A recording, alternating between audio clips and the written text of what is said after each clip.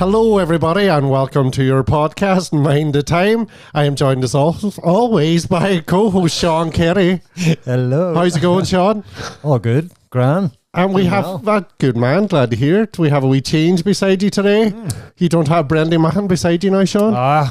Missy Brandy. Missy Brandy. In cases. Yeah. But of course we have our fabulous understudy, our Mind the Time understudy, Sorka Shanahan. Thank you very much, Sorka. It is my absolute pleasure. What is the crack? And Sean Kelly. I'm all good. I am delighted that I'm gradually going to get to be the replacement for each of these. See that? And soon the takeover will be complete. That's it. Yeah. I'm next. Yep. Oh yeah. Yeah. Even though you try to take over me the day already with the movies. How dare you? I can't believe that. That's when I was so smug with myself for doing me There was a lot of big talking on downstairs. Oh, the biggest talk. So we're joined today by our guest, Omagh native, comedian, I think promoter, so. chicken box comedy promoter, videographer, all these great things which make up a Rory McSwiggan. Yeah. How are you doing, Fenton Harvey? What is the crack, Rory? Shanahan and Sean Kenny. Good to see you. Thank you very much for inviting me on your podcast. It's a pleasure to have you on the show. Yeah. As I was saying, there was a lot. I was up here getting set up, and there was a lot of big talk from downstairs.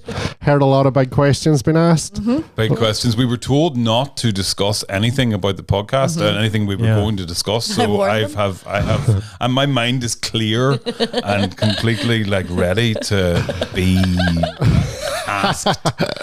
Taken back into the past in me DeLorean. I've seen a DeLorean. Oh, there's a DeLorean out there. Yeah. Fantastic. This is amazing. All these different things, all these turtles and Fenton, just watch your... You put the wrong person beside all the toys. You know, one wrong move and it'll just be clatter me toys. Just before we hit record, I leant back and hit one of the toys, and Sean's face, God love him. What are you on about? Are they toys? Are we allowed to call them toys? Yeah. Is that... Or are they artifacts. figurines? Or collector's items. There's no point in being in denial. They're toys. They're toys. They are toys. You should see my other toys. Nah, I'm joking. So yeah, I nearly took out the Ghostbusters car there a wee minute ago, and it's stuff going. It's a lot of pressure sitting in front of all these collector's items. Well, let's just see them as our spirit guy. Shredder up there. I used to love Shredder. Shredder was fantastic. His machine. Remember his machine, and you could just all you had to do was reverse the polarity. That's the just reverse the polarity, and it'll make the whole world completely amazing, and it'll be wonderful. Oh my god! When you know what? See when the evil Shredder attacks. Them turtle boys, they don't cut no slack. No slack at all. No effing slack in the turtle boys. Yeah. Some boys, we also have Bebop and Rocksteady there. Yeah. What do you call the wee dude with the pink head again? Krang. He's a disgusting wee hero, isn't he? Didn't like him. He's a wee dote. Oh, he was the brain, wasn't he? He was the wee brain inside the mechanical body. Yeah, I don't have the big android body that he usually bees in the cartoon. Yeah, it's actually quite a sought after piece, so it's well hard to get, or it's well hard to get when you have a budget of 50 quid. Still 50 quid. It's more than that, trust me. It's about 10 times that.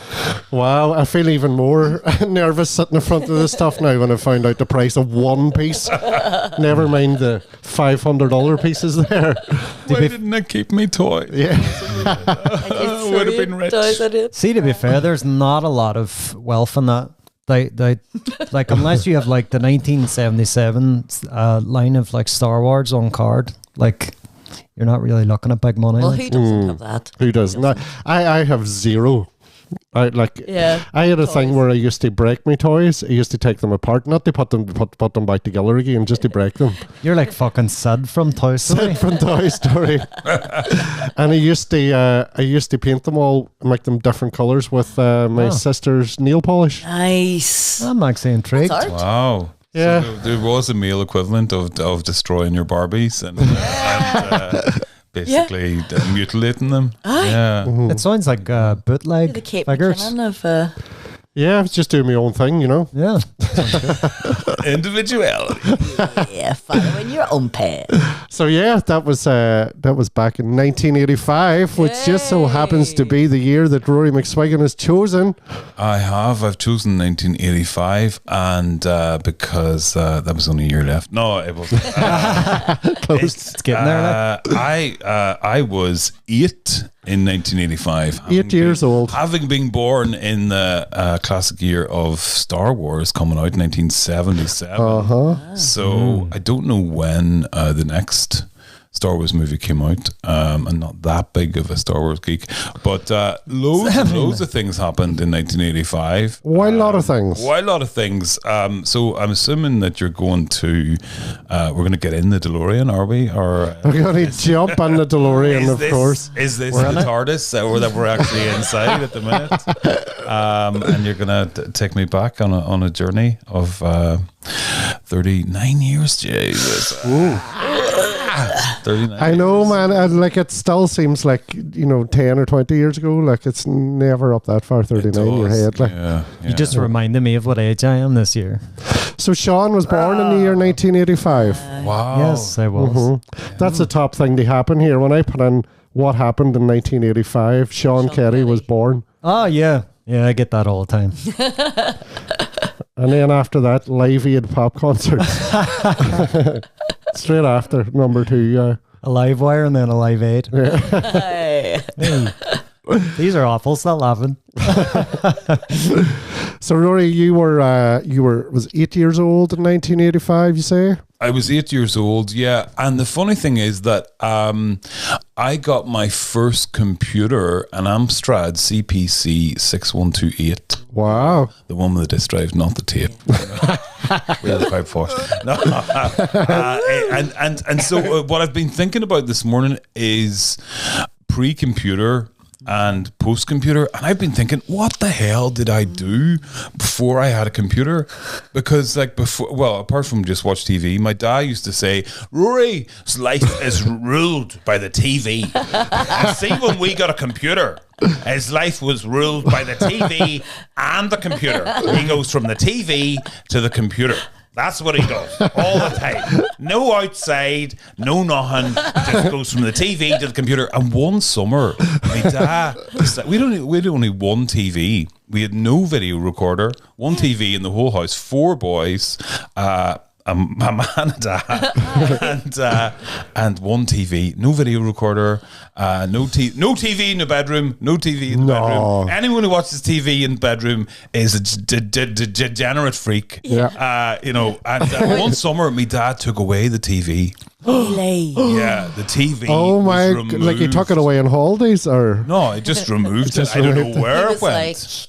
I have no idea where it Their went. eyes are going to turn square. Yeah. Concerned about Rory. It was the greatest evil. No matter, never mind the TV programs that we weren't allowed to watch anyway, which I can go into later. But the TV was taken away, and going round to my granny's then to have chats with my aunt and my granny.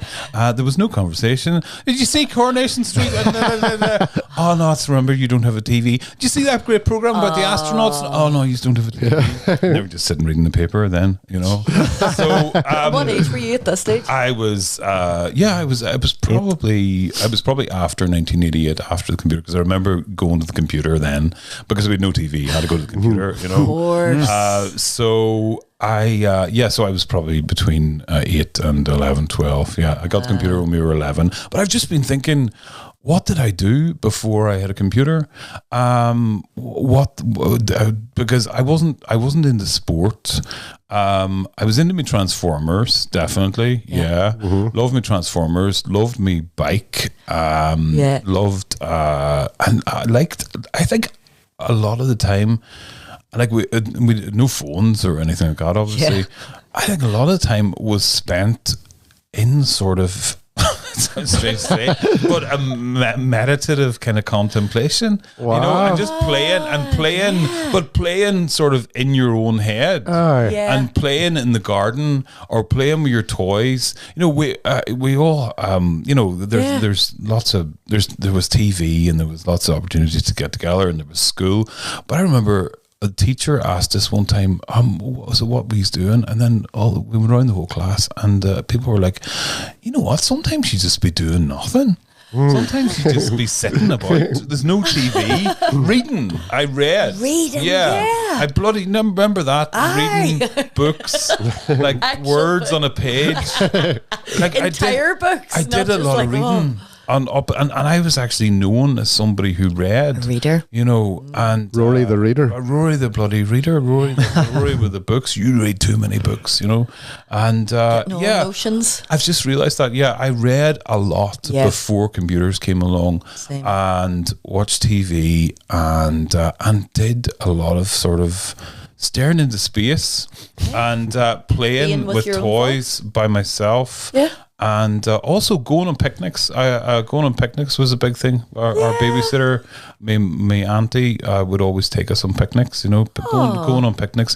And when my parents were away and we were on our own, health parties. We used to have these things called health parties. Health parties. Health parties. Yeah. But there was absolutely nothing. There was nothing healthy about health parties. What was health parties like in the 1980s in Omagh? It was like, what are we going to do? We don't know how to cook. Let's just see what food's in the fridge. Let's cut up some carrots. And because there was no all the biscuits and things like that were all hidden away. We couldn't get them. They were locked away. The only stuff that was left when my mum and dad weren't there was like carrots and celery and maybe some cooked sausages. And we would like get these ramekins and put them out and go, health party. They weren't healthy. They weren't healthy at all. There was like mayonnaise and just recipes and all that stuff. What age were you when this was? I think probably 8, 9, 10, 11. So was this you had older brothers? So they no, were I had no older brothers. No, it's always shocking to other people when they find out that I'm the oldest and I had no older siblings. I was the oldest. I was the one setting the tone with the health parties and the meditative contemplation. Yeah, that was it. Rory, that just, I mean, you haven't changed. You haven't changed. Haven't changed a bit. I haven't changed a bit. Because that thing of like, I was going health parties, like that is the best rebranding of like, you know, kind of, we need to find something, we need to forage for food. We need to make this fun. I don't think that's what you do. Yeah.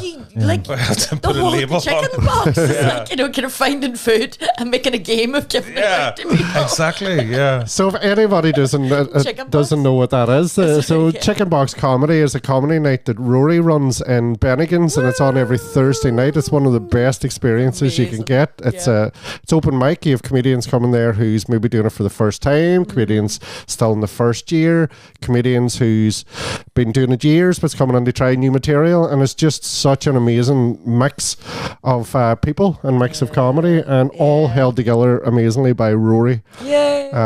And any comedian that's ever done anything in Northern Ireland will thank Rory for giving them their first spot in comedy usually.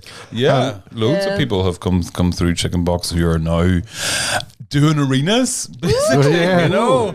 And I always just wanted, I had been doing a game show in Bennigan's for a long time. We had just started going out at that time, myself and Sarka, and we used to go to it every Thursday. It was amazing. Around about 2016, Quizzical, we want to get Quizzical. Let's get into Quizzical. It's one of the best. Thank you. Amazing. Olivia Newton-John. But around 2016, I started doing comedy in about 2011.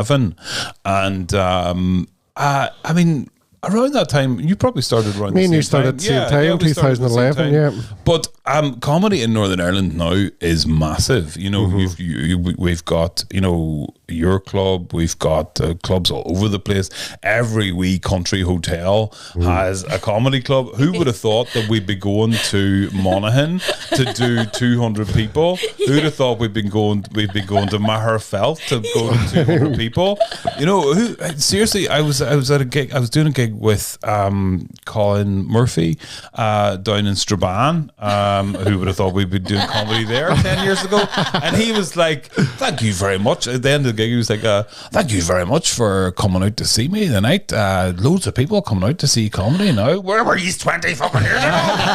When I was going through, there was hardly nothing at all. And now I'm in my 50s and you said, where were you? But this is the amazing thing. We went to Peter Davison and I think you were there, Sean, as well.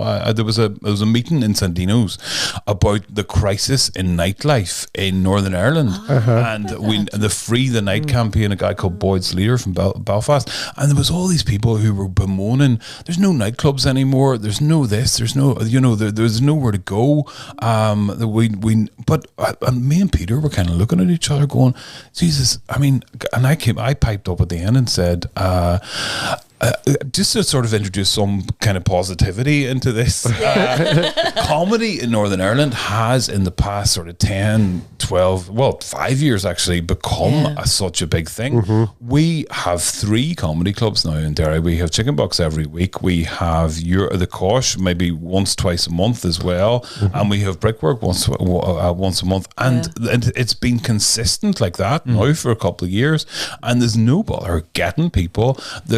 There's several big names like Paddy McDonnell, the likes of Shane Todd, William Thompson, and people will come and see these guys, and whether it's social media and video and all the stuff that's going on, I hear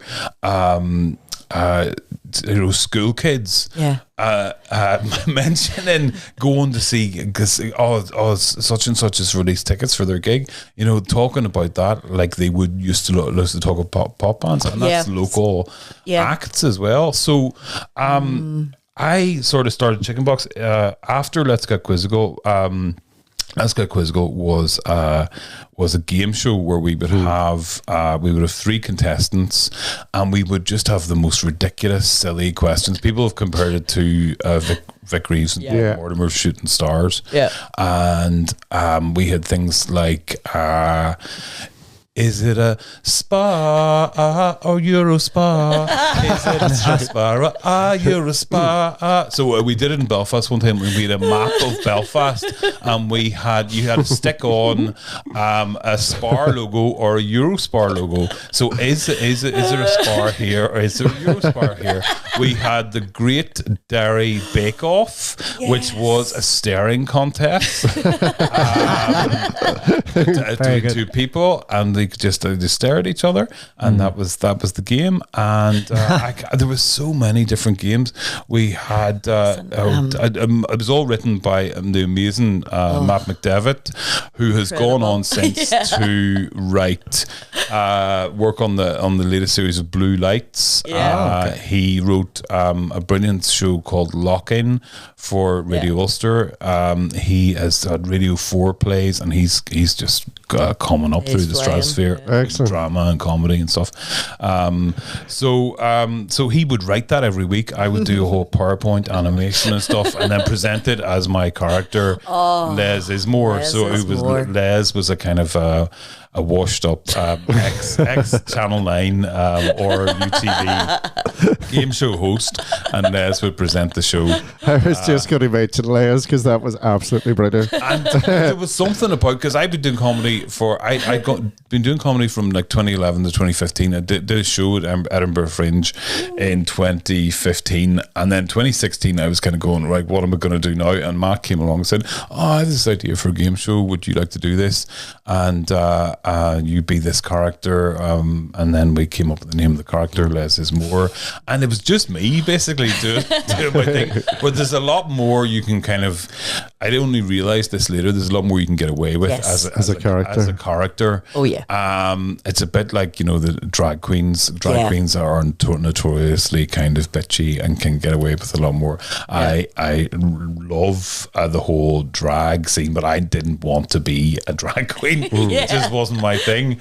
But just being this character with the wig and everything, it just sort of give you a different kind of persona, and you find you can get away with a lot more and a lot more freedom. Yeah. So then I sort of developed an MCing sort of style from that, and I don't know, I always because like you say, Fintan, you're going to have a mix of different acts, and the policy with Chicken Box, the idea was to get loads of acts all doing 5 minutes, so you'll get somebody that is very inexperienced and they get that support, but to be frank, you don't have to listen to them for 15 minutes, because they're only just starting out and they haven't kind of got it yet. And then you put on somebody else who's more experienced, and then you put on sort of like a headline act, and you kind of mix it up. And the whole thing was that it was meant to be a variety show, and the audience.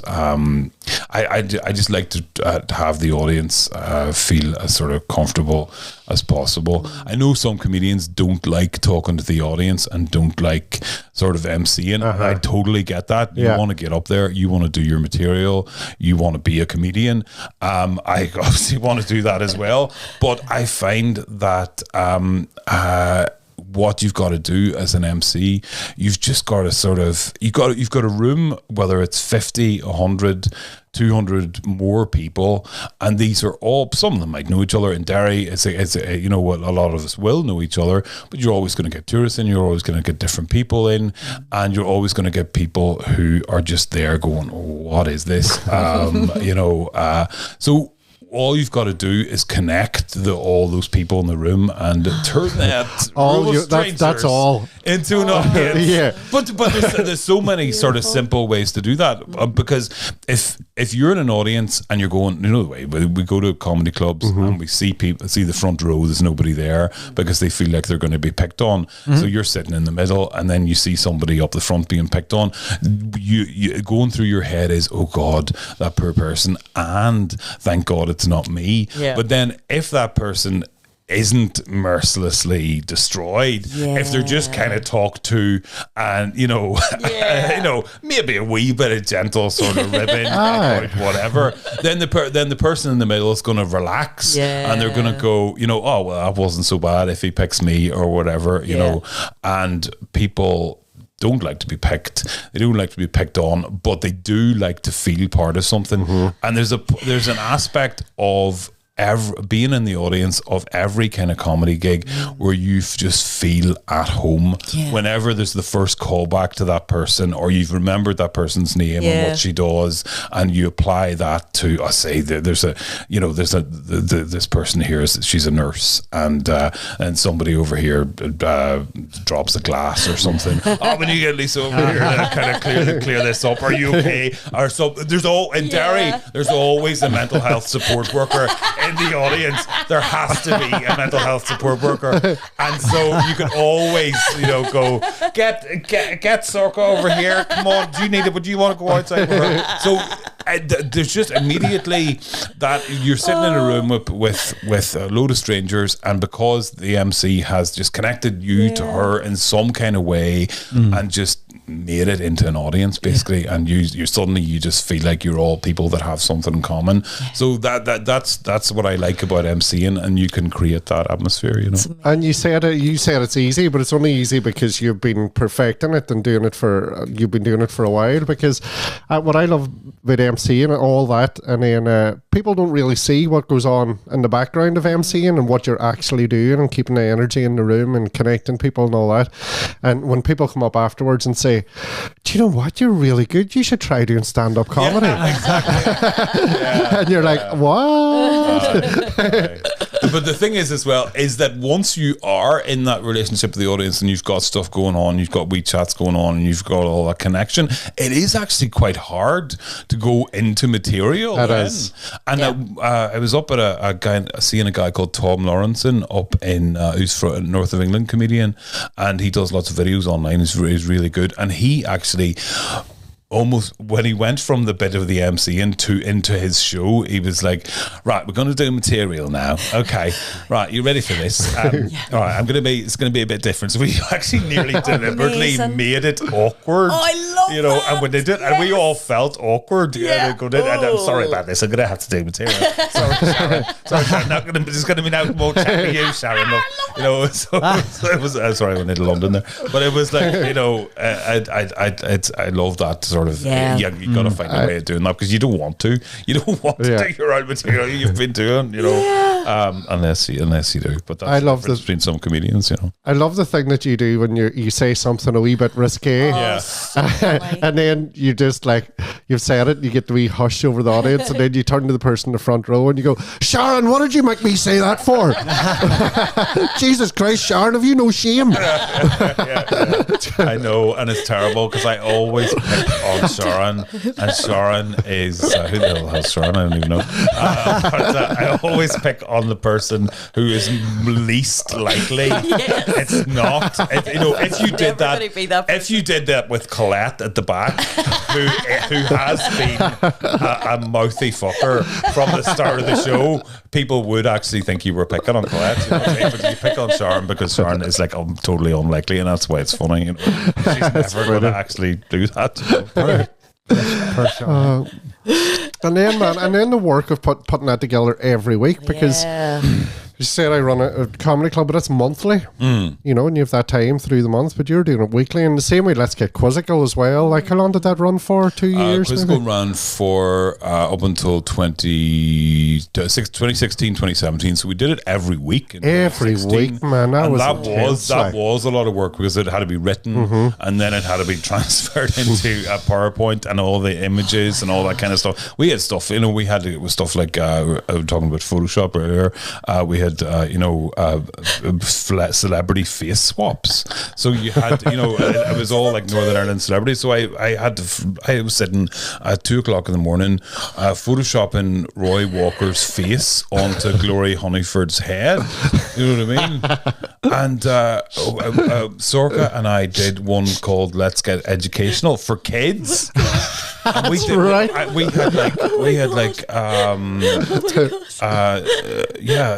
Donald Trump's head on Hillary Clinton's face, and all sorts of mad stuff like that. But no, making that was a lot harder and a lot more intensive than making a lineup for Chicken Box, because and the reason it's weekly as well, because I know monthly is a great thing to have, and I think whenever I started out there was maybe about 3 different monthlies. So you had Danny McCrossan, Hope He's Happy in the Millennium Forum, and you had Peter Davison did a couple of ones that were more sort of open mics, and there was various ones that came and went over the years. Some lasted longer than others, but the point was that I didn't want it to be special. I wanted it to be a thing that was always there, that you could come to, that you knew was on, and that was regular. Because I remember somebody saying, we're great in Derry at putting on big things, big events. We have the Clipper, we have Maritime Festival, we have Halloween, we have all these things, and it's like, oh, you look forward to this, you're going to do that.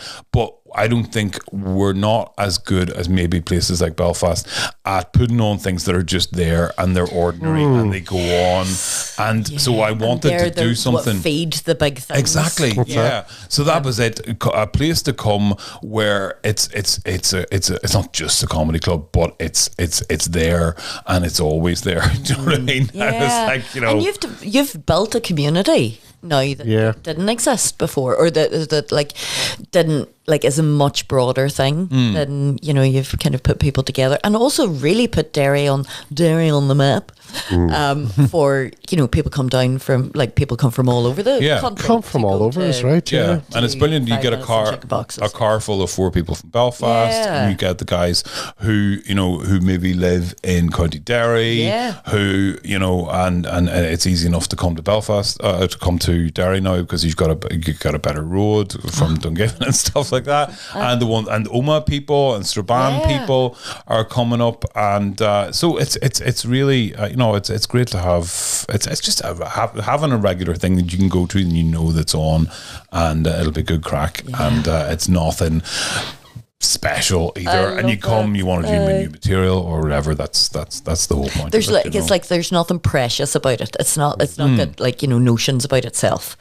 It's like does exactly what it says. It's a chicken and box, because of that, it is what it's a chicken box. It's such a chicken box. Well, I love that. Why the name? Why the, like, apart from the obvious, but no, it's interesting because Marcus Keeley in Belfast had a monthly show called Voice Box, right? And if you look through, there's lots of places where that are called Box. You know, the comedy clubs that are called Voice Box or Comedy Box or whatever. And but there has been that tradition of having a box, and and this is where it gets a bit as a gay man, having known through the years in the gay scene, somebody who was a new young person coming out, who was say 18 to 21, was a chicken. So, and older, Jesus Christ, older men who were maybe a bit older, who were interested in chickens, were called chicken hawks. This is old fucking hell. So you're about to go back in time. Yeah. So I'm not wanting to portray myself. And it's a cultural truth as well. And, like, cultural thing. So it was like and chicken box is a Derry thing. Of course, the classic chicken box with there the chicken, the That's peppers, what I was thinking of. the taco sauce, of course. So it was like about a space. It was about newness, and it was about Derry. So there you go.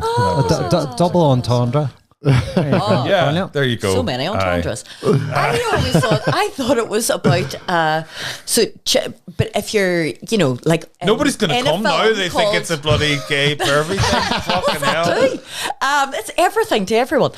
No, I was thinking like in Back to the Future, that thing of like being called a chicken. Like being fearful. Oh yes, of course. That's what I always thought it was. It's like, you know, kind of like, are you chicken? And to me, the whole like chicken box experience is like, it makes total sense, because it's about creating a safe space for people who are feeling scared about something to try it in a safe way, so they're not chicken.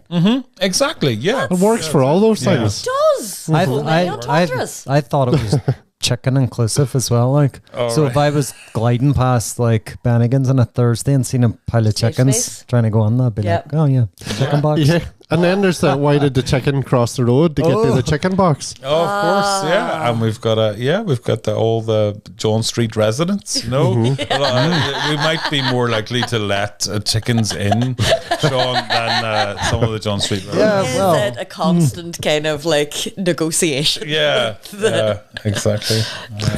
And chickens will eat anything. They would eat themselves.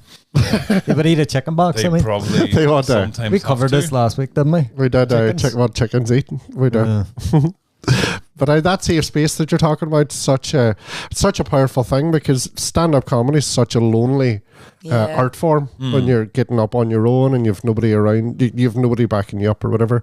They have that community there. It's something special. It's great. And you know, when you go back to Chicken Box and you see somebody, you might have seen them there in their first gig, and they're coming in and they're shy and like, you know, just ducking about the place. And then you see them a year later and they're coming in and they're doing new material and they're buzzing. They've got like all their friends in the comedy circle there with them. And I think you find that like when I go to perform in the Pavilion in Belfast, my brother lives around the corner and he would come and see sometimes, and he would see the comedians together and chatting and everything, and he said to me, "This is brilliant. You know, this is like a real community of people, all these comedians together, and just and all, of course all the people who come along. And you'll go, you know, with Chicken Box, the Pavilion, and all those places. You'll see other comedians there who aren't necessarily on, or maybe they're trying to get on, waiting for somebody to kind of pass out. But it is definitely, we do have a great kind of community here. Definitely, it's essential, really. Yeah, it's a good thing to nurture it and keep it going, and to get people, you know, encouraging each other. Yeah, and I love it. Such an amazing, and I thank you. I think Fenton and I were speaking about this. Remember the other day? It was like there is such a community, a comedic community now. Like there wasn't there. What do we figure out about 10 years ago? 15? Yeah, big time. Like, and it's the same. I think the music culture here, the music community. Like there was, like when I was about 20 years ago, there was bands everywhere, original bands, everything, and then it kind of disappeared too as well. And then it's only starting to come back now because there's some fantastic bands in Derry and further field at the minute. Like, but the comedy community is so like.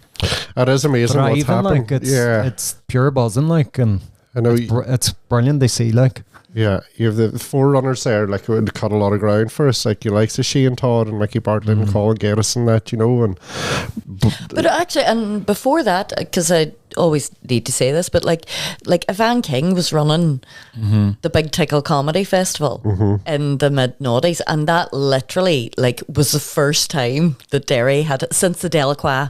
It was the first time she was bringing in her, and like obviously then her partner was Peter E. Davidson, but like they were bringing in like huge names from like, you know, Sean Hughes and like these massive names to Derry, and it was like, you know, she was running it through the Playhouse, and then that they didn't support that further, but so it fell by the wayside. But out of that then came Brickworks, which was Masons, and then out of that, like, you know, and also Peter E. Davidson for keeping comedy alive in Derry, especially like, through the hard times, like and stuff, like, you know, kind of like coming and going, like, but it was such a real slog for a long time, and I think that the kind of like they kept that thing going until there was, like, you know, kind of more young people kind of coming up and going, oh no, this is a completely normal thing to do and valid and stuff. So I just always want to shout out to Evan King and Peter E. Davison and their the Big Tickle adventures. Yes, ticklers. So it's mad too that like the amount of people that would come through the doors doing stand-up comedy, and then the amount of people, like, what do you think very roughly would be a percentage who would still be doing it after a year? Because you do see a lot of people who would come in and maybe give it a go, maybe do it a couple of times, and maybe it's just not for them, and they just say percentage wise, I think it's more likely if somebody has come through a comedy course or something like that, the likes of Mark McCartney, who be a big name now, and James McKegney, they would have come through a comedy course in Belfast. I think it might have been Graham Watson who ran that at Belfast. Okay. And there were a few other people who are still going now who would have come through that course. And I think, people come and ask me, can they have a spot? And sometimes I think, and I say, yeah, you can have a spot, get up and do it. And sometimes I think I might be throwing them in at the deep end, or they might be throwing themselves in at the deep end a bit. And I would suggest maybe that they go and do a course or something first, or go and I don't know. A lot of people will come along. I'll notice people in the audience who are coming along week by week, and then I'll get to realize that kind of people who are going to say to me, "Can I have a wee spot?" And then I'll say, "Okay, do you want to do next week or whatever?" And sometimes they're quite shocked because they're like, "Oh, is there no sort of quality control? You're not going to take me in and show me stuff and give me some tips and stuff." And I'm sorry, I have a full-time job in a business. I don't really have time to do stuff like that because we have 8 people on every week, 3 to 4 times a month, and there isn't that time to give people all that. It is a good idea to get up. It depends on what people's expectations are. You know, I don't know. I just knew when I started doing stand-up that I was comfortable being on a stage, because I had a sort of history of doing improv for a long time. James King and I had a double act going, and I was part of an action theatre performance art group who travelled all over Scotland, England, Wales, down south, doing action theatre performance, which was sometimes comedic, but mostly it was sort of applied to a certain conference or whatever we were doing, and it was more storytelling, improvisational kind of storytelling. But I just knew I was comfortable on a stage. What I do try to do with new people is say, listen, come along. We started at 8:30, doors open 8:30. If you come along, say 8 o'clock, I'll show you the mic and how to use the mic. And just sometimes it's very important that you stand behind that mic and look out at what you're going to be seeing. Get used to those lights, because you don't want an Alistair MacDonald just being elected as SDLP leader. And I remember somebody so years ago, somebody had the line, got up on the stage. This was their set. Ladies and gentlemen, I'm now going to quote to you the greatest political speech ever. Okay, please welcome to the stage Alistair MacDonald. Hey, yeah. My God, them lights. Somebody turn off them lights. Them lights are blinding me. I'm being blinded. Do you remember that? That was live on the TV.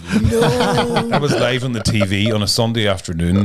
Mark Carruthers. Now we're going to go over to Alistair MacDonald being introduced as he's just been elected SDLP leader. Them lights. Somebody turn off them. Yous are blinding me. And I was in the kitchen. My brother was in the living room watching this. My brother came up into the kitchen and went, "Oh my God, Rory, you want to see what's just happened? Oh Jesus, oh my God, this is the most, I can't believe nothing like this has ever happened before. It was so embarrassing. Oh my God, oh Jesus." I'd have been long to be last as SDLP leader. Poor old Alistair. But anyway, that's getting off. We don't want that. We don't want that. You don't want to introduce somebody and then, because that's anti the stage. That's against everything. You know what I mean? My God, poor Alistair. How could you have done that? Alistair? And you a doctor and everything. Oh God. In Belfast. Flip's sake. I hope you're happy. Where was your first gig, Roy? My first gig was in the Phoenix with Michael Porter. Michael Porter gave me my first gig. Michael Porter gave me my first gig in the Phoenix up in Rosemount. And it was upstairs in the Phoenix, and I pass it a lot now, and I think there was my first ever gig. Many people were there. 2011. There was probably about more comedians than audience, I would say. Yeah, there was more comedians than audience. We've all been through a lot of those, yeah. And Gary Lynch had come up from Dublin. Brilliant Dublin comedian. Driving back to Dublin that evening. So that was my first introduction to how far people would travel for stage time in 2011. And he had brought a whole pile of people with him. There was another guy who went on, I can't remember his name now. But Mark Cahill? Not Mark Cahill. Another person who went on, Brian James Moss, that name has come to me. He went on to be on radio down south quite a lot. And there was a couple of other people there, and I got up and I done my thing. And I had my very early material. And did not get a lot of laughs. Just didn't get a lot of laughs. I had rehearsed the fuck out of it. I had recorded it into my phone and put on my headphones, and I went out the line on my bike and I listened to it over and over and over and over again, because I had read Russell Brand's book, and Russell Brand had been talking about doing stand-up in the early days in London, and that he said he did that, and he said he was on the night bus and he would listen to his own stand-up set over and over and over again. In the early days I would have recorded a lot of my sets. So yeah, Michael Porter gave me my first gig, and I'm not sure how long a Phoenix club lasted, but it was a good introduction to, you know, because not a lot of people there. You get up on the stage, do your thing, you know your stuff, and I kind of like that, you know. Yeah. And Gary Lynch came up to me and said, "I really liked your stuff," and I got and it was interesting. It's always amazing to hear. It's brilliant to hear that, isn't it? When somebody says to you that's been doing it a while and you're only just starting and they're like, "I really enjoyed your set." It's like you've just got a review in fucking Empire magazine or something. I loved his stuff as well, and I had no idea that somebody was going to come all the way from Dublin to play to 5 people in Derry, you know, who were mostly Michael Porter's friends, you know. So you have to start somewhere. Yeah. I would have been doing my first gig around 2011 as well. I done mine in Anshoch in Dublin. Oh, right. Or Anzio, as I used to call it. And I nearly got battered on Dublin Street Circa for calling it Anzio. Oh, they nearly pummeled me into the ground and kicked the fuck out of me for calling it Anzio. I was calling it Anzio on stage in my first gig. I was like, thank you very much, people of Anzio, for having me here. Not a clue. It's Irish for here, by the way, Anshaw. Anshaw. Here. So that was my first. I done 6. I think I done 6 minutes there, and what was that? What was that like? It was same thing. I'd done a lot of rehearsing for it. I'd done a lot of work for it. Got up. I still have it recorded somewhere. I must send you. Done a wee bit. Done 6 minutes, and then I got a wee bit. There was wee ripples of laughter, and I remember holding on to that. It was like there was a lot of moments of no laughter, but the moments of laughter, I was going, "Oh, I see how I got that laugh." Yeah, you know, I could go back to the drawing board here now and work on other stuff and try and get a laugh out of that too. And it's such a great process, though, isn't it? It's when you sort of get the wee, "Oh, that's how it's done." And then you go work on it then. Definitely. Yeah. But it was tough, and there was I think it was Damo Clark was on that night as well, amazing comedian. Same thing, got a wee fist bump and really enjoyed your set fitting, and I just I was 10 feet off the ground walking home now. I was expecting a call then from like all the top agents. Exactly. But that's what that's what I've learned as well. People who run gigs do not have time to. I'm dealing with, you know, eight people a week. I don't have time to get. But I say to people, especially new people, listen. If you want gigs, you have to message me and say I want a gig, and I will give you a gig. You know. Yeah. Do not expect me to come looking for you for gigs, because that's what I thought at the start. I thought people would be going, okay, can you do a gig here? Can you do a gig here? And the people who, the likes of somebody like Rory McSwiggan, who started in Chicken Box around about 2018, 2019, and he was asking me for gigs every week, and he was like, can I do this? And can I do that? And I was like, well, can you do different material the next week? Because maybe some of the same people might not get the last. But he was like, you know, and he would come down from Belfast, and he would just make sure he got the stage time in, and that's what I say to people. You want gigs, you have to ask for the gigs. You know, that's it. And it took me a while to realize that, and I totally realize that now when I have, you know, 32 people a month coming up, and I just don't have time to get them, and I try as much as possible every time somebody asks me for a gig to immediately put it in the calendar, put it in, because I hate that whenever somebody asks you for a gig and you've got so much other stuff going on, and you forget to put them in, and then the poster comes out. Why am I not on the poster? Yeah. You know. You're very, very good at any time of you're very good at immediate. You're brilliant at the making of the community of. Because that is a lot. Like you said, 32 acts. That's a lot. I know we struggle getting 4 guests a month. I know, yeah. What's your secret? They're desperate for time. They're desperate to do it. And that thing, as you were saying, of asking for gigs then, you'd be expecting to be asked on the gigs, but that's not how it goes. And like 2011, we had to do a lot of travelling for gigs. Like there's so many gigs in Northern Ireland now. Like I remember going, like, I was working part-time at the time and getting a bus and barely having enough money on the Monday, and like going, okay, right, I'm going to need £14 for the 2 buses that I'm getting to Longford. They do 5 minutes of material and then try to make it back that night, and if I don't make it back, try to find somewhere to sleep. Yeah. On the £2 I have left. Oh, babe. But it's tough going. Like you definitely, and it's good to see now so many gigs about that people don't have to do as much traveling for bad gigs. Yeah. Because a lot of them were bad gigs. A lot of them we were travelling for was you get into a room and everybody's chatting. There's football on and the TV in the corner. For fuck's nobody knows there's going to be comedy on. And the next thing you're telling people who's out for a few drinks to catch up with their mates, could you keep quiet there? I'm trying to tell jokes here. Not easy. Yeah. Not easy. That's the interesting thing about Chicken Box, because often you will go to gigs and they will be, you'll walk into like a packed pub and you'll be like, oh shit, I hope the gig's not in here. And then you go, no, it's upstairs. And then you go upstairs and they'll be like, nobody there. And you say, shit, oh god, what are we going to do here? And then a couple of people will filter in, and then you'll get a decent audience and everything. But the thing about Bennigan's is that we don't have that separate room. But I think the funny thing is that that the bar's over to one side and the lounge is over to the other, and sometimes you do get noise filtering through, but there's something about having the bar there as well.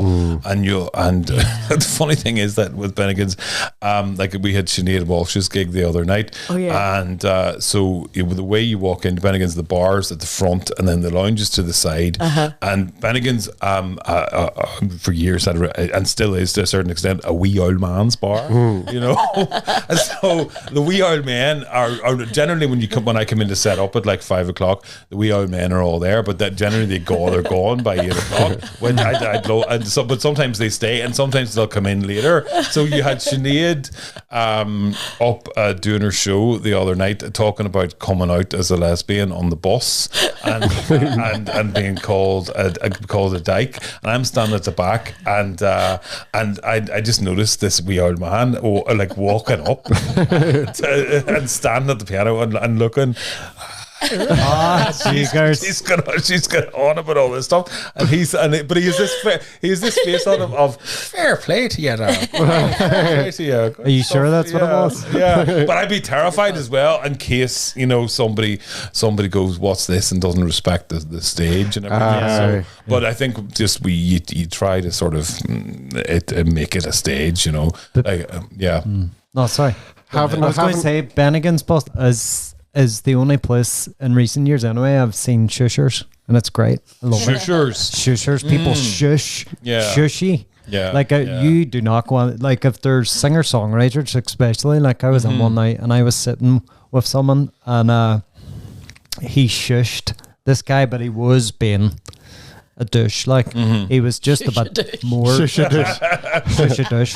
That could be part of Let's Get Quizzical. It could be a round.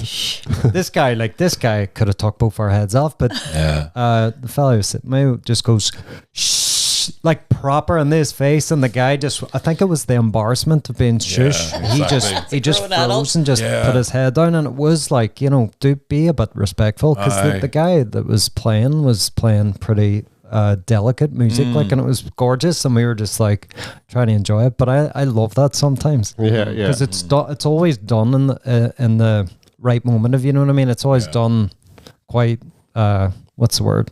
Respectfully. Like, it's done, and it's there's people performing, like. Yeah, but I think sometimes we'd be afraid, and I would be afraid to shush people sometimes, because you're afraid it's sort of not a done thing. You know what I mean? Yeah. I have shushed people, and they haven't talked to me in years. Really?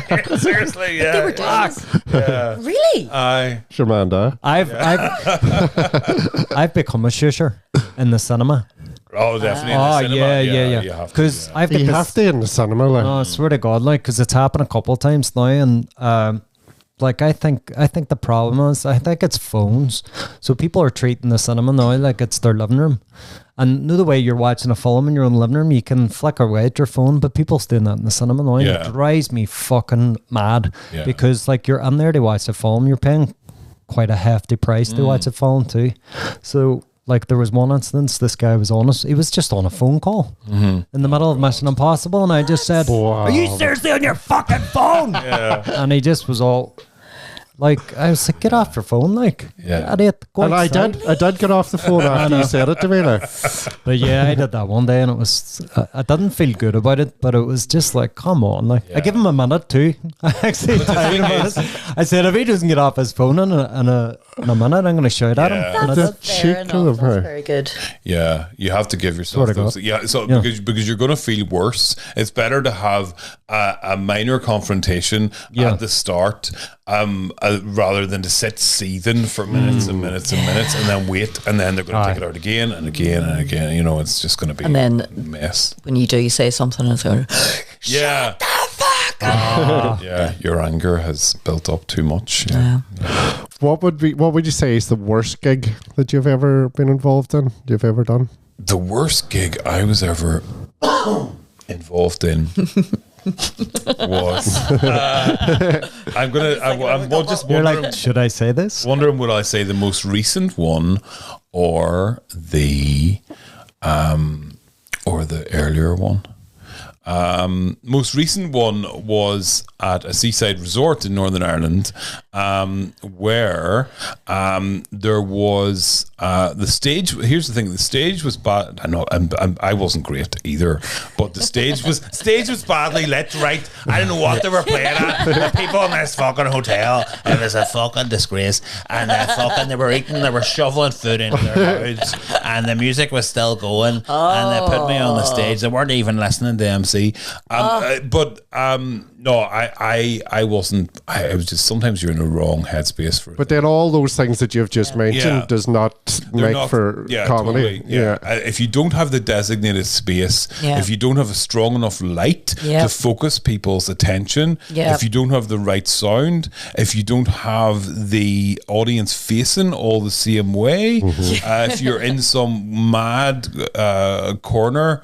Darren McKay went to a place one time where there was where the stage had wooden bars in front of it, and Darren's first thing when he went up on the stage was hello your honor, you know, MC, and the place erupted, you know, because it was basically he turned into a court, and it looked like a court.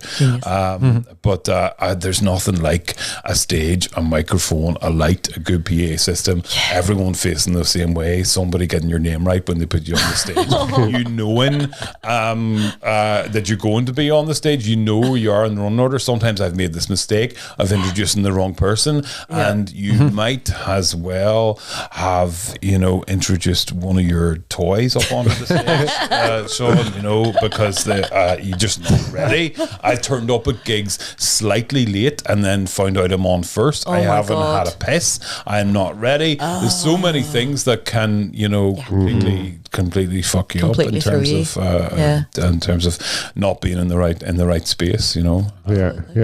But always, I think having that, knowing the space. Theatre people will tell you this, you know, be at the theatre like hours before. The likes of people like Maureen Lipman will be at the stage at 5 o'clock that day, lighting candles and you know, saying prayers and everything, making the space, making the space. And performance is such a different thing than an ordinary everyday life and walking down the street and chatting to people and just being in a pub and drinking. Performance is a social contract with an audience where, you know, somebody said that for these 5 minutes or for this hour or whatever, you're all going to sit there in the one space and you're going to listen to this person, you're going to see these people performing that thing. That's a social contract that's that everybody knows about, and it's such a special thing, and you need to sort of be ready if you're not used to doing it every night, but also you don't want to get too confident and think, oh, I can do this, you know.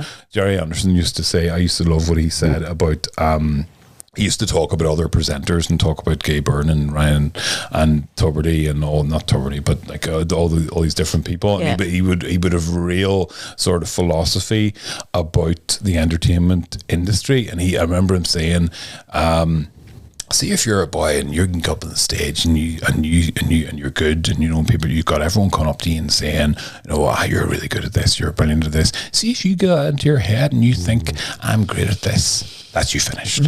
Oh wow, yeah.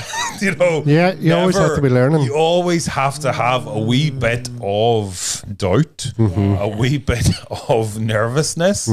If you get up on that stage and you think you are the greatest every time, no, you can present a persona to the world of thinking you're the greatest, but if you in your own head think, I can do this, I'm the best at this, I'm brilliant, I can do this with my eyes closed in my sleep, then you don't. You know, as Harry would say anyway, and I kind of I hold on to that, you know.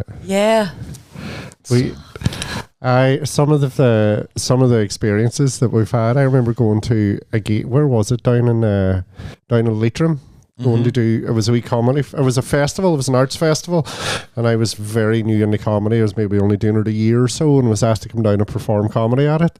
And walked in, and it was just on a pub, and nothing to say there was comedy on. There wasn't a stage. There was nothing. And a woman handed me a wireless microphone and goes, "Go on now, do your thing there." Oh my God. And it was so bad. It was so horrible. Even trying to get their attention. Like, so I just talked to the back of this man's head. That was like right down at it. Like, he didn't even notice. That was the thing. He didn't even notice. And then, that was actually the one where I went down. I had to thumb it from Derry to Leitrim, actually, because, I got the bus to Enniskillen, and it was on a Thursday. And then there was a bus from Enniskillen that goes every Thursday from Enniskillen to Ballinamore. And it leaves at 4 o'clock on a Thursday, and that's the only time it goes the whole week. One bus a week, right? God. So anyway, on the bus from Derry to Enniskillen to get that, stuck behind a tractor for the whole way, missed the bus, thumbed it, ended up getting about 4 different lifts. The crack was good now, in fairness. Landed there, pitched the tent in the wee campsite. Went and done my comedy. Well, we would even call it comedy anyway, but went and done that, and then we had a few drinks. Drinks were had and the crack was good, and about 2 o'clock in the morning I went back to my tent, and somebody had fell on top of my 2-man tent, and it was crushed, and there was just a big puddle of water on top of it, and I was like, oh no, what am I going to do now? And then I thought, I'll go on to the pub that I was just in, and said to the guy that owned the place, I was like, hi, my tent got crushed, any chance that I could just sleep here on your floor or something? Like, and he goes, I'll tell you what, I'll do one better for you. And he brought me out the back, and he lifted like a duvet and a pillow, which they just happened to have, because it's Leitrim, and brought me out into this big shed, like a big barn, opened up the doors and goes, this is you in here now. And it was just wall-to-wall coffins. Wow. Wall-to-wall coffins. So they owned the bar, and they were at Undertakers, which happens quite often in those wee towns. And it was horrible. And I was like, man, I'm going to be bad enough waking up tomorrow morning like with a hangover. I do not want to be locking the coffins. Like, and he goes, you sure? Now I could put you up there in this nice one here, nice and warm. And I was like, get the fuck, I'm out of here. He sounds dead on. Hey. Classic cat either. Can I get a glass of water? Sorry. You can get a glass of water, indeed. You can indeed. I can run down. Hooray. No, we'll just keep going. We'll just shock or go get a wee glass of water. Have you finished all your tea, Rory? Or was the tea just not cutting it for you? No, the tea was great. That's a big mug you have. That's like a bucket with a handle on it. Like. It's not that heavy. No, sometimes those mugs can be very heavy. That's amenable. Sorry for interrupting. Not at all. It's all good. Hi, 1985. We've sort of... You'd mentioned Gay Byrne there. I had read that in 1985, the Late Late Show had a Derry special. They did, yeah. And I've seen clips of this online. They had Bishop Daly, they had John Hume, they had Nell McCafferty, they had Dana. I think they had Dana, of course. Dana was there as well, yeah. Nell and Dana on the same. Nell and Dana on the same show. I think this was before Dana became political. Nell, of course, was very political. Yeah. Always from birth. But yeah. Gay McIntyre, we had Charlie Nash, boxer. Oh, okay. Joseph Locke. Oh. Eamon McCann, of course. Of course. The Britannia Brass Band. Yeah. Derry, all right. Sounds really Derry. John Quigley and Gay McIntyre Band. Okay, right. Oh, fantastic. And the audience was all from Derry as well. Right, very good. Wow. Yeah. What year was that? That was the year 1985. That was in 1985. That was indeed, yeah. Oh, wow, fantastic. And John Hume got up and sang "The Town I Love So Well"? Beautiful. That would the pride that I am feeling right now.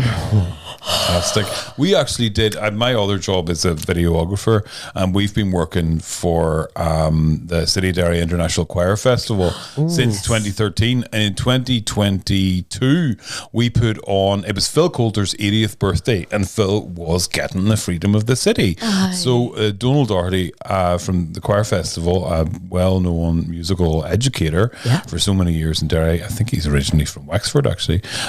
He actually said, right, Phil will come on and sing "The Town I Love So Well" in Ebrington, and everyone will come along and sing along "The Town I Love So Well." And we filmed it with 10 cameras, getting the whole audience, because the point was to get Codetta, Phil, Donal, everything, and just get so many people. And I was on one of the cameras, like getting people close up, and just the energy of the whole thing, and those certain lines in that song. What's gone is gone and lost forever, and just seeing people's real emotion, and certain like politicians wiping away tears. And it was a beautiful experience, Wow. Well, that's nice. 2013 was like, it was seeing Phil Coulter perform at the Sons and Daughters concert as part of the City of Culture 2013. Derry, Londonderry. I was down in Dublin, and I saw that, and I was so homesick, and I really wanted to move back, but I just couldn't get my head around it. And it was saying, I just recorded, I just watched it over and over and over again.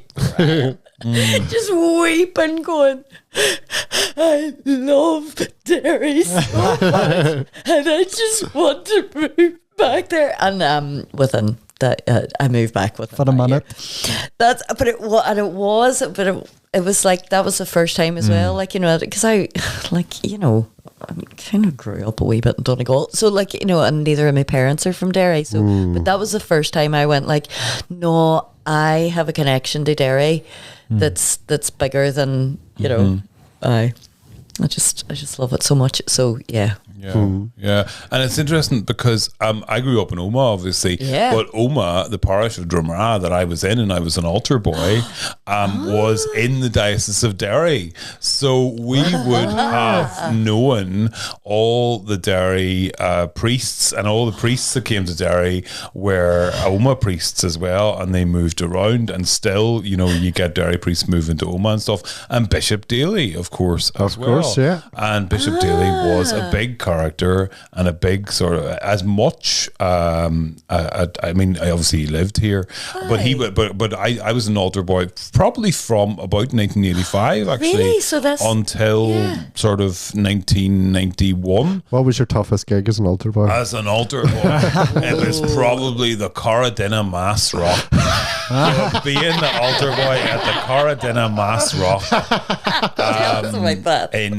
in 20 in not in 20s, what am I talking about? Yeah, I can't remember the year, but the Mass Rocks, during from the penal times, they would always they had refurbished and refound and cleared all the weeds away from the Mass Rock, and so we decided that all the altar boys would get out, and they had cleared it and made it a great space and everything, but it was actually very, very difficult to get out to, because it was in the middle.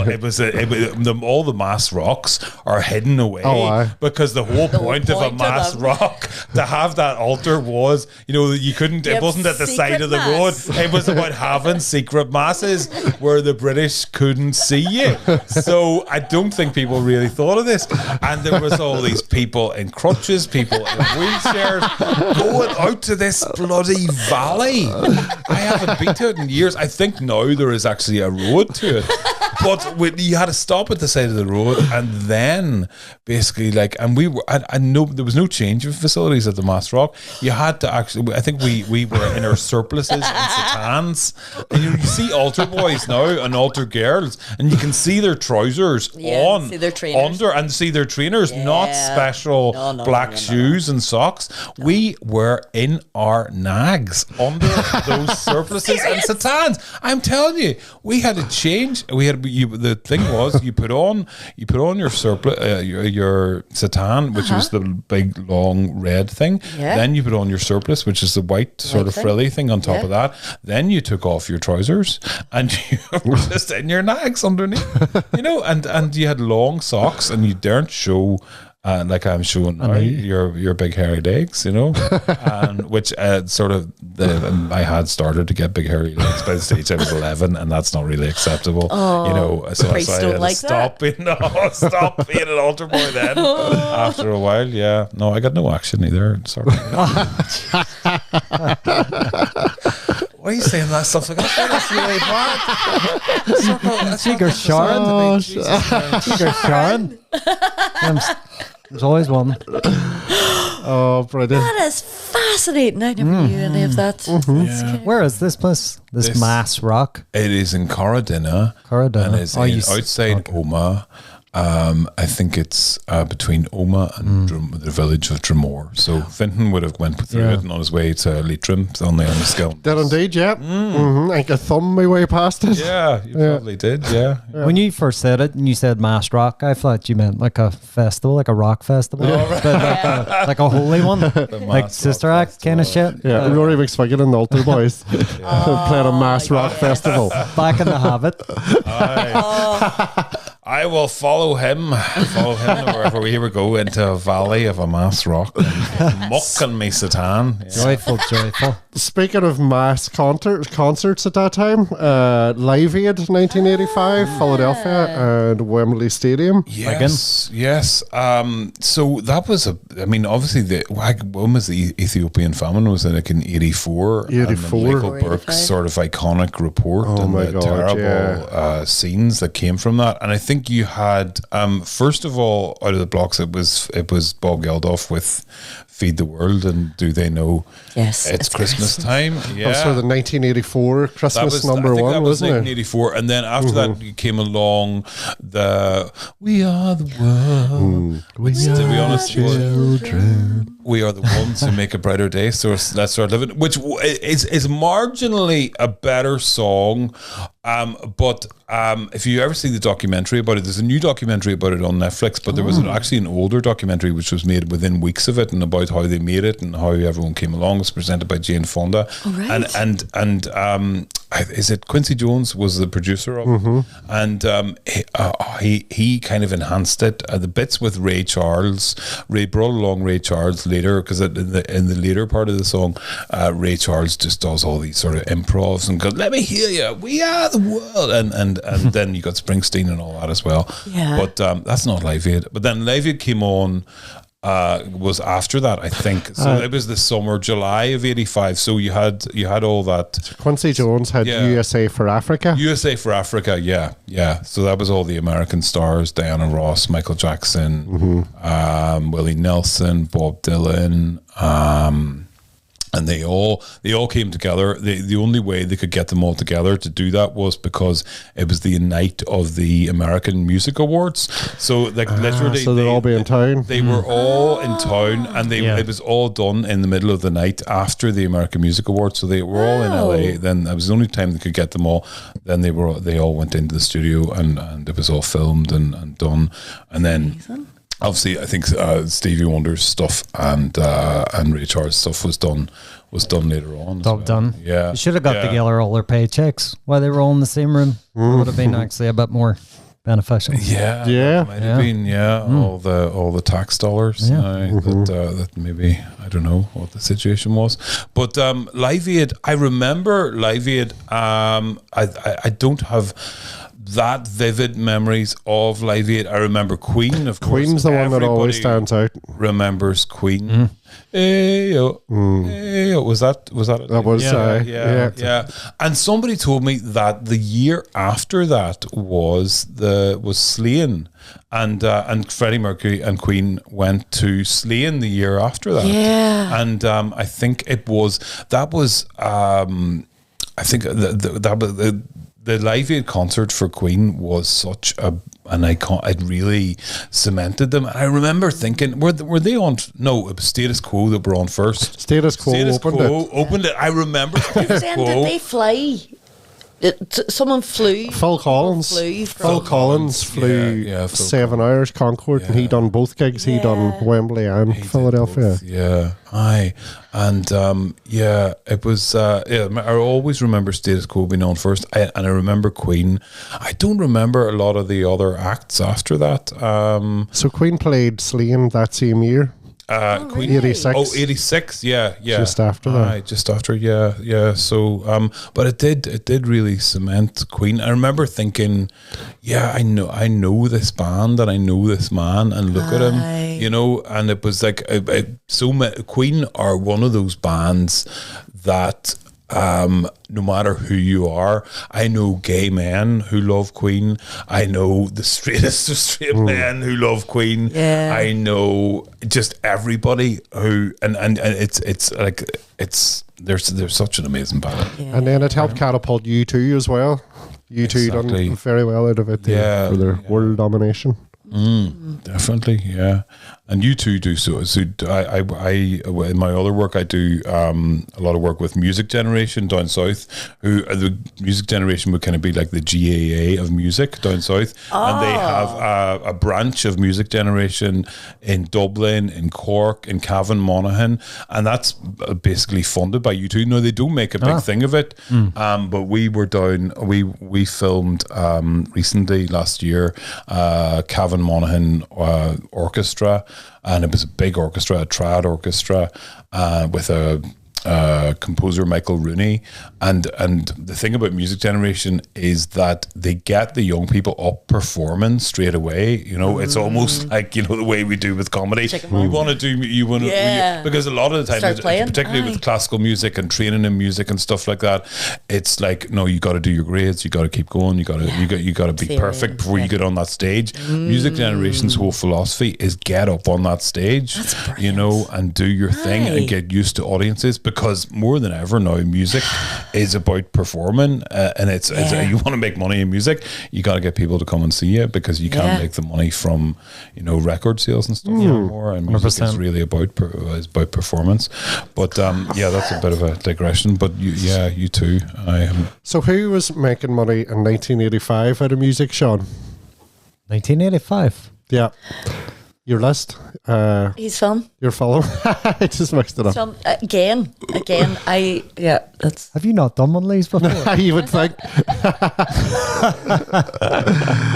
So Sarkis on the music. I'm on the music. We could get on the phone there, Brendan. yeah, Brendan, text us. Like we might need to, because I wasn't able to. So I looked up films, and I was very excited. You can still mention your films, because you did.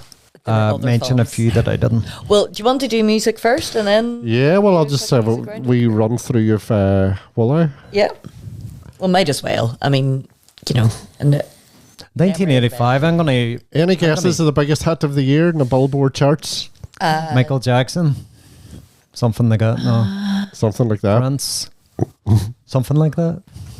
Okay, so it was Careless Whisper, but from Wham. Oh, beautiful. Was the number one. Yes. Number two, we had Like a Virgin by Madonna. I was about to say Madonna.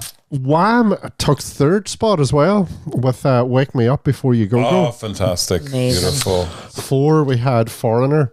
I Want to Know What Love Is. That was from Live Aid, wasn't it? That was from Live Aid. Yeah, that was one of my abiding memories from Live Aid as well. And also, what was the song, sorry, by Foreigner? I want to know what love is. I want you to show me. Also, there was the Cars. Who's gonna drive you home? That was Live Aid as well. Yeah, that was a very good aspect of that. There was a band called The Cars. I think they were called The Cars. Yes. Who's going to drive you home? Yes, I know. Probably us. Not us. You're on your own. This is just a song. Full taxis. Thumb up. Yeah. And of course, a big dairy act had a number 1 in 1985. What? I hear a lot of stories. I suppose they could be true. All about love and what it can do to you. High is the risk of striking out, the risk of getting hurt. But still, I have so much to learn. No. Big hit, all right. Is it Dana? This is beautiful poetry. Oh shit, who was it then? He didn't write it though. Divine. Maria McKee wrote it. Fergal Sharkey. A good heart these days is hard to find. Do you remember that? That was like that was a good song. Of course. That was a tune. So different without the actual tune. I know. Once again, Rory McSwiggan making things profound. I know. I'm a lyrics profound person. I remember when he got to number one. This is what we're like. My ma was like this. You already hear my ma said, Fergal Sharkey got to number one, and do you know what he did? He went into the phone book and he got some woman's number, and he rang up this woman and he said, I'm number one. And the woman was like, oh, that's great. All right. I don't know who you are. And put down the phone. I remember my man telling that story about Fergal Sharkey made the number one. I don't know what that was about. Fergal Sharkey was number one. And he rang up. I don't know if Fergal Sharkey's relatives or friends or family know about this, or anybody in the water companies. Or was it just your mama? Or maybe it was just my ma. Maybe because she didn't like Paul Brady either, so she would make up stories about him. She was trying to tarnish Paul Brady's reputation. I know, terrible. Yeah, but with something really innocuous, like just going, oh, I know. You know what Fergal Sharkey did? He rang up some woman out of the blue. She didn't even know who. She must have seen it on Facebook. Yeah, she must have. Oh. So the top 20 songs mostly made up what would later become Lovers Around 11. We had, of course, Foreigner, I Want to Know What Love Is. Every Time You Go Away, Paul Young. Can't Fight This Feeling, REO Speedwagon. Remember, music used to be good. Yeah.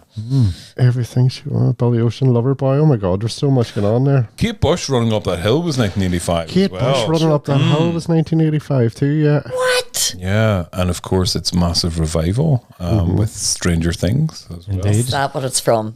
I do. I hear it a lot these days. And it eventually gave her second number one in 2022. Yeah. No. She eventually got a number one through it being in Stranger Things. Wow. Yeah. What? Kate Bush should be having loads of number ones. She should. She definitely should. But it's great because it introduced Kate Bush to a whole new generation of listeners. Like so. Who actually would probably get her much better than I know you're itching to get at the movies there, Sean. If you're done, you're Go for it. You sure? Nothing. Let's get down. There's quite a lot. Might not do them all, but sure. We'll start. I'm going to leave the two delicious ones for the end. So we'll start. There was quite a around that time. Obviously, there was loads of those sort of American teen movies. So there was St. Elmo's Fire. 2 adults for me, wasn't allowed. Oh, I suppose. I remember the song. St. Elmo's Fire. It always reminds me of the Make Uppers now, because that's what you used at the end of your show. Yeah. Alternative bedtime stories. So also Breakfast Club. Yes. Weird Science. Yeah. A lot of John Hughes. Was the Brat Pack. So all those Sheedy Nelson, what do you call them? Molly Ringwald. Estevez. The Brat Pack were they known as. The Brat Pack. Yeah. We had Teen Wolf. Teen Wolf. Yeah. Teen Wolf was big. Yeah. Teen Wolf was very big. His brother would rather... His brother, do you remember the scene? I remember the scene in Teen Wolf very well. His brother, and I was actually very homophobic, but he's going to tell the brother something. And I got something to tell you. And the brother goes, don't tell me you're a fag. Oh my God, I could not deal with you being a fag. Please don't tell me you're a fag. And I remember being 8 years old and going, yeah, well, that's I wish it was a werewolf. That's very, exactly. And then he's a werewolf. And then you had the hairy legs. And then I have the hairy legs. It's his friend, his Styles.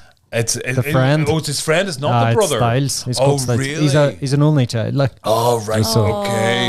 Yeah. I see. Maybe you were thinking that. But then what did he do? He put the brother on. He put him on a fucking totally loves it. T-shirts and everything. And made a fortune out of him. Merchandise him and has him on the back of the car going through the town and everything. Yeah. I guess and he surfs the van. That's right. The Wolfmobile or something they call it. No, he surfs.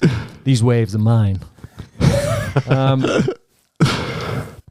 We've got also in that same kind of genre Fright Night, the original Fright Night. Don't really remember much about it. Don't remember much about that. It's like a vampire movie ish. We've got Legend, Tom Cruise. Mm-hmm. No. Yeah, I vaguely remembered. It doesn't really stand out, Claire. It's great. It's just like one of those like a fantasy action. It's one of Tom Cruise's like earliest roles as well. Like, it's very good. Ridley Scott directed. We had Return to Oz. Yeah, Return to Oz. I remember Return to Oz because the person who was presenting, a Blue Peter presenter who called Michael Sundin, he was TikTok. He was inside the TikTok robot. You're joking me. And Blue Peter went and they did a whole behind the scenes, and it was in the Blue Peter book as well, and took you through. It was one of the first times I remember ever seeing a film studio behind the scenes type of thing on TV. And what do you call her? Feruzia Balk. Yeah, and so TikTok was her wee companion. Going through Oz. I don't remember the film as much as it's magic. It was beautifully designed later when it was and very dark. Yeah, it's quite dark because the contrast between that and like the Judy Garland. Like if you're expecting like sort of the Wheelers. The Wheelers still freak me out. They're so cool. Freak me out, and there's so many times that film pops into my head. So obviously there's like 7 books in Frank Elbaum's like collection, so it's like just taking aspects I think from book 2 and 3, something like that anyway. But great film. We have Mad Max Beyond Thunderdome. Mad Max Beyond Thunderdome. I don't remember much about it, but I remember what was it? Two go in, one comes out. Wasn't that it? Harder Time. Yeah. That was another design, but the thing I remember about it was we don't need another hero. I'm gonna add my son here. I absolutely fancied Tina Turner in that. She was amazing. She was. Yeah. Seriously, like talking strong, powerful woman. Amazing. Loved her. Hey? Yeah. It's like I don't know. But I had to mention that too because I went to see Furiosa last night. It's a Mad Max saga. It was good. Very good. Yeah. Anna Taylor-Joy. Taking on the roles for and is it directed by the same guy, George Miller? Yeah, who did the one with Tom Hardy, Fury Road. Well. Fury Road was immense. Cheekers, masterpiece. This is action.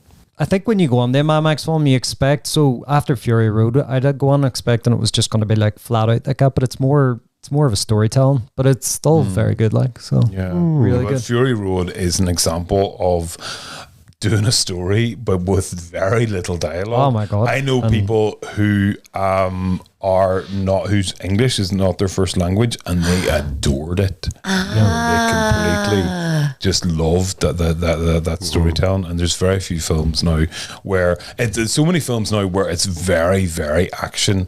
It's so action, but the action is almost devoid of story. But that's a real example of action with story and momentum and thrills and everything. And I think it's mad, and I don't. It could be a spoiler, but the film basically it's just taking a transport vehicle to one location and then going, do you know what? No, we'll just go back. And they just go back, and it's just like that's the synopsis of it. But it's absolutely brilliant. Like the visuals, like at the time, like nobody was doing anything like that. Like even the color gradients and everything in that film, like there was nothing else like that for about 20 years. Give us a wee run through your top 5. So, top 5 what? Movies for that year. Oh my god. There's so much. Yeah. What's your top 2? We see, right? I'll mention a film because to do with when you were saying computers, like the Explorers. Do you remember that? I remember the Explorers. Yeah. Oh my god, I have a bad memory of the Explorers because me and my brother, we were being babysit by our granny, and it was on later, and we came in, and me and my brother came in from the town, and we wanted to see the Explorers because it was on TV, but on the TV at the same time was Alice in Wonderland, and my granny and my other 2 brothers wanted to watch Alice in Wonderland, but me and my brother won, and we watched the Explorers, and then we realised halfway through we'd seen it before. I felt terrible. Worth saying again. So my granny really wanted to watch Alice in Wonderland with me 2 younger brothers, with the 2 older brothers beat up the granny and the 2 wee boys. So that was it. I think it's the 80s. It's a height of the troubles. That was the way it was. The height of the troubles. Yeah. Let me see. I'll try and. Do you want me to start we'll just 5? Yeah. So, if I had to pick, right, Pee-wee's Big Adventure. Hate it. Really? I can't stand him. Fucking brilliant. Anyway. He just annoyed me so much. Tim Burton's directorial debut as well, like proper, like feature length. What else? I'm going to say Better Off Dead because I'm a big John Cusack fan. Oh, aye. Sean's all about the John Cusack. Three more. That's hard. I'm going to give a wee shout out to Santa Claus the movie. Yeah, Santa Claus the movie. Santa Claus the movie. I adored Santa Claus the movie. Oh, that was It was still Dudley Dudley Moore. Moore. Yeah. And John Lithgow. John Lithgow. Being really Amazing. evil and like, As Bezo. so cool. Yeah. That was Great movie. Great movie. And the most expensive movie ever made at the time. Really? Like it was. And I don't think it did that well, really, No. did it? Even though in Omagh Cinema it was actually packed out and there were people sitting on the steps in the cinema. And my friend told me that she went to see it and there was so many people packed in. She had wait outside in the snow and she only got in halfway through. Wow. And then they sat down and somebody vomited in her sister's head. Sorry. Disgusting. That started off so beautifully too. The snow, like Somebody's going to have a memory of their first time seeing Santa Claus the movie, and it was somebody throwing up in their hair in Omagh Cinema. I have another memory of going to this, and this is a lot later, but taking my two younger brothers to go and see The Lion King, and that was another packed. It was the first weekend of The Lion King or something, and I remember I told my two brothers that it was so packed that people had brought their Sunday dinner, but Sunday afternoon people brought their Sunday dinner, and I said to them that I heard a wee girl saying to her daddy, would you cut my meat and the gravy and the dinner and stuff, and they believe me, and to this day they still believe me. I planted this and they're now 39 and 40. Remember we went to The Lion King and there was people eating their Sunday dinner and you could hear the knives and forks clanking, but that's not true. fuck's sake. Cut your meat before the phones now. Right, two big ones then. Second last, Goonies. The Goonies. Oh, man. Hey, you guys. Mama, you've been bad. Love it. Down here, it's our time. It's our time down here. And that was you didn't get to see so many films at the time with a group of kids, against the adults, away from the adults, and the whole look of that film and stunning. And who played Mouth again? Corey Feldman. Feldman. Yeah. I identified with him for some reason. I identify and continue to identify, and Sean Astin as well, who ended up in the Lord of the Rings, of course. Yeah, but it was so many different characters, and you didn't see that. I think you probably saw a lot of that on American TV and American movies. Yeah, different types of kids. And there was some kind of adult themes with that as well. There definitely was. Yeah. Do you remember the he fancied the Sean Astin character? He fancied the older girl. Carrie Green. Yeah, and her kissing him at the end, and she said something like something quite creepy, like just wait until the parts of you that haven't grown up catch up with the ones that have. Quite sort of pedo-y, wasn't it? I thought you were going to say the braces thing, because she kisses him in the cave. That's right. By accident. She thinks it's Josh Brolin. And then hey, Mike, I didn't know you wore braces. I know. No, then I think she kisses Josh Brolin, and she's like, I thought you wore braces, and he's all, where are you, little? Like it goes there on like, but it's brilliant. And I'm going to say this wrong. Ki Hugh Kwan, who recently was on Everything Everywhere All at Right, that was him. So he was playing he was short round Data. Indiana Jones and the Temple of Doom. Data. Data. He was fantastic too, but he's like come back now and he's like doing a lot of he won an Oscar for Everything Everywhere All at Once as well. I mean, he was extraordinary. And then he was on that Marvel show. What do you call it again? Loki. Very good in that too. So last one. Back to the Future. Number one is Back to the Future. Yeah, beautiful. I had the making of book of Back to the Future, and I work in video now, and I remember it was one of the first ever books that I had about the making of films. I remember particularly the Alan Silvestri talking about the music and also the effects people, you know, because like the effects at that time in that film, particularly with the DeLorean taking off and the lightning and stuff, I remember them saying in the book how they really worked and to get those effects, because you didn't have such amazing computer graphics. A lot of the graphics had to be done separately and then put onto the film and stuff, and there was very little digital, and there's so much work for like 3 seconds of effects in that film. Like, thing about Back to the Future was I didn't really remember. I remember people going to see Back to the Future and loving it, but I didn't. When did Back to the Future 2 come out? I think it was like so. That's actually 89. 89. So was it that long after? Yeah. Wow. Because the most impressive thing about that was that they had to recreate all the scenes and all the sets. Yeah. Because they go back to magical. the scenes of the first movie. Do you know what I mean?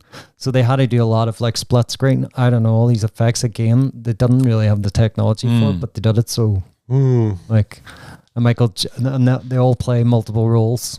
Michael J. Fox playing his son and his daughter and stuff. Brilliant. Yeah. And it was the whole trilogy Back to the Future was such a layered experience. I remember with my brother and my cousin talking about, so that's the alternate 1985, okay, right, but how come that, and just trying to work it all out. It was tough going, like ages going through the whole thing and discussing it and going, no, you're talking about the wrong thing, that was the different one, that was the alternate 1985, and going through everything, and it is kind of like a mind boggle. I think even didn't even mention that in Avengers Endgame. They kind of reference Back to the Future and say that's not how it works. Right. That's not how time travel works. And I don't think they make films for children, for teenagers that are that complex. Yeah, you know.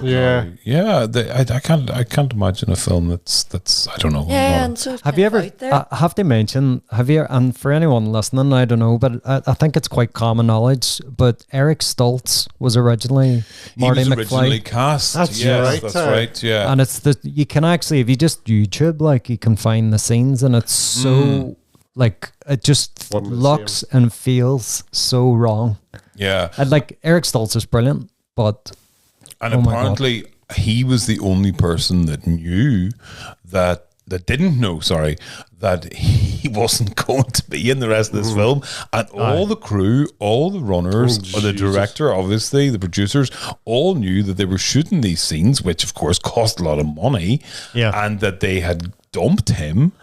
And that they had cast Michael J. Fox, but for some reason they had to keep shooting it, shooting all those scenes with him, and he was like giving his heart and soul for this role, and didn't know that he was going to be dumped, and he was the only person on that set that did. Can you imagine what a kind of bloody atmosphere that would be? You know, wow, because it took a lot to get Michael J. Fox, wasn't he? What was the sitcom he was doing at the time? Family Ties, and he was the big. He was the big star of the time. He was basically shooting Family Ties from like 84, 86, and then going straight to Back to the Future, shooting that under that's why a lot of it is nighttime set. No, it's nighttime, shot at nighttime, especially at the Twin Pines Mall. And so he was basically doing that, going to sleep for like 6 hours and then doing that all over again. That was like mental schedule. Like, yeah. Tough going. I had the energy for it, but back in, he's always moving. Like that's what I love about him. His energy was amazing. Like, he had Parkinson's. I was going to say that's kind of like the way he is now.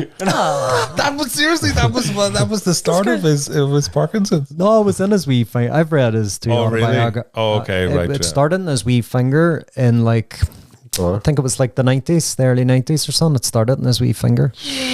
and he just thought it was a tick or something. And then, right. Like, I shouldn't really talk because one time I was filming in St. Colum's Cathedral at a special charity event for people who had Parkinson's disease and a choir and everything, and we were interviewing the guy who ran it, and I was behind the camera, and he was in front of the camera, and then and he was moving about a lot, and I said, "Sorry, can you stop moving about so much?" And then he said, "I have Parkinson's disease." And I sort of went into one of the graves, they have in the graveyard.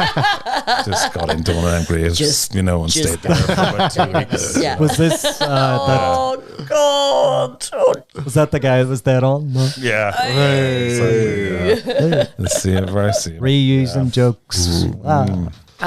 So that was movies in 1985. We quick run through of a couple of TV shows at the time. Married with Children.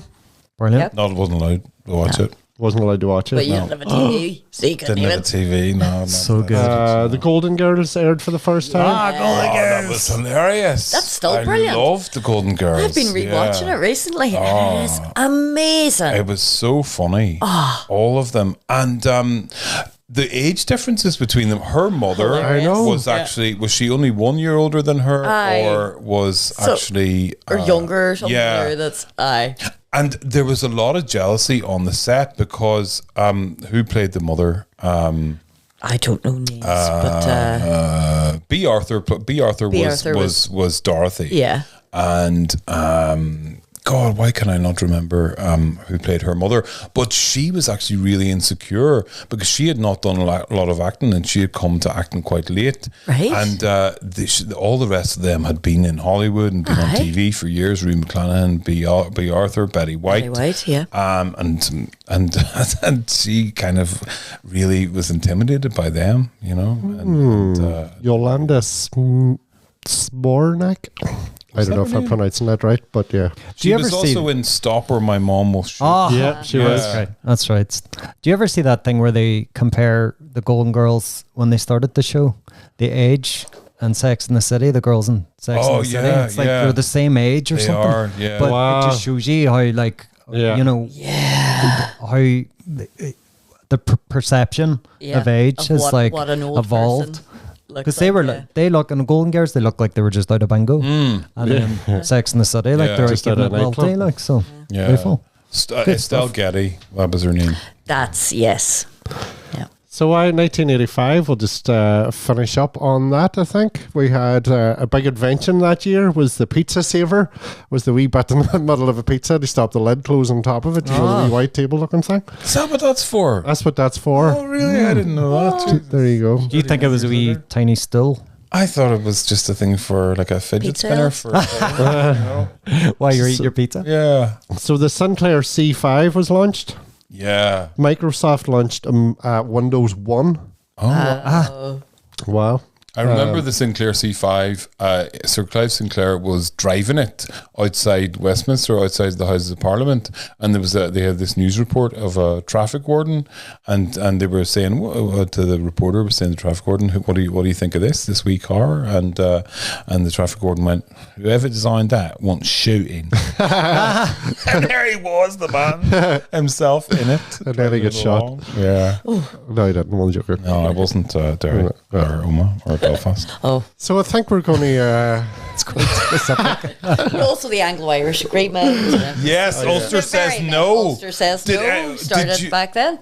Did you know what that was about? I had no idea what that was about. Ulster says no. No to what? I didn't know. Nobody fucking ever. Well, I just assumed it was. It was like Ulster says no. It's just a blank no. Just no. Yeah, Ulster says no. It was like Little Britain. Computer says says no. Ulster says no. Yeah. And it stayed up in Belfast City Hall. The Belfast says no. I think it stayed for another 10 years. It was just always there. And it was rows and rows and rows. I never knew what that was about. I obviously knew later on what it was about.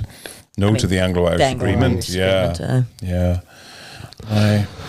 Cool. Right, I think we're going to finish it up there. Firstly, what's everybody got coming up? Yeah, it was quite a long episode we've done here. I think it was one of our longest. It's very good. Hi. What's everybody got coming up? I'm in Portrush tonight doing a wee gig. Oh, nice one. Yes, with Tim McGarry. Oh, fantastic. James McKegney and Eamon McAuley. Should be fun. This Friday, I am emceeing my first ever comedy competition. Really? I'm going to Dundalk to MC the Loudest Laugh. I was supposed to be there. I was booked to do that gig before it was a competition. Right. And then I got a message a couple of weeks ago saying it's not a gig anymore, it's a competition. Would you still like to be in it? And I was like, no. Oh, right. Yeah. Okay. Well, probably because I actually asked to be the MC, so probably that's why I'm going to be there. So Edwin Salmon is headlining. Amazing. But it'll be great. It'll be great to see it's a brilliant concept a competition. And is it like a gong show or is it? No, like it's like an actual. It's the first heat or a panelist. It's going to be the first heat of a competition. Cool. So it's nice to see Dundalk. Shanann Higgins, who runs it, I've met in Edinburgh before, and she came to do the International Women's Day special as well back in March as well. So it'll be good to see her and see the Dundalk, the lovely, the loudest laughs. Sounds like a good gig down there too. Yeah, well run. And I'm also doing Jared Ryan's gig in Monaghan in June as well. So Nunchucks comedy. Yeah, Nunchucks comedy. So that'll be good. Look forward to that. Lovely stuff. And Sarka Shanahan. Jeepers, loads of stuff. It's loads of stuff. Makey-uppers are very busy. Makey-uppers are very busy. Check our socials. Yeah, and Sean's very busy with his... well, I have my dinner coming up at 5 o'clock, so that's all I'm focused on right now. Anything after that, it's just... Getting a bit hungry myself, so let's just finish up in 1985. And thank you very much, Rory. That was brilliant. Thank you for being a guest. Thank you very much, guys. Well done. Hope it's continued success. Thank you very much. And thank you very much for Sarka Shannon for again stepping in. Thank you, Sarka. And thanks, of course, to Sean, Katie. Thank you, Sean, for letting us into your beautiful space with all the toys. All the toys. So this has been Mind the Time. Check us out on our socials, Instagram, Facebook. We're on YouTube now. Check us out Spotify, Amazon, all that things. Tell all your friends. Like, subscribe, do all those things. Smash the like button, I think is the thing. Smash it. Just watch your fingers, but this has been Mind the Time with Rory McSwiggan. Thank you very much and enjoy the rest of your day, everybody. Hey. Good afternoon. Bye.